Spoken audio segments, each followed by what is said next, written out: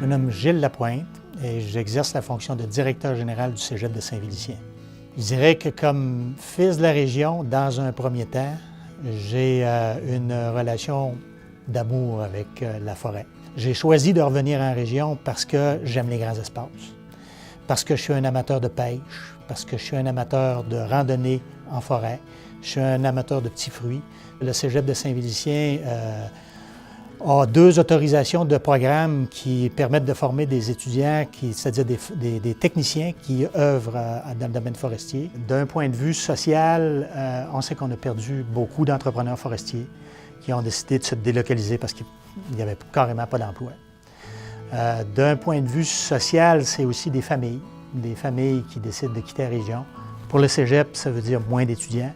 Je vous dirais que malheureusement, actuellement, au Québec, j'ai le sentiment que la forêt est une richesse mal aimée.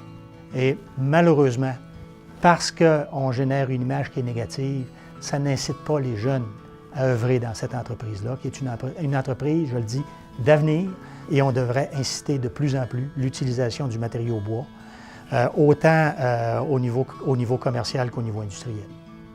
Greenpeace, c'est un groupe de pression. Il faut appeler un chat un chat. Tant qu'ils agissent en tant qu'agents de changement, les groupes environnementaux continueront d'être utiles. Là où je deviens un petit peu plus suspect, c'est lorsqu'on utilise le discours de ces agents de changement pour réguler un peu le marché. Parce que ça fait porter le poids des décisions un peu trop sur la dimension environnementale, écologique, et un peu moins sur la dimension sociale et sur la dimension économique. Les groupes comme Greenpeace sont des groupes de pression et ils n'ont pas le droit d'usurper le droit de parole des citoyens.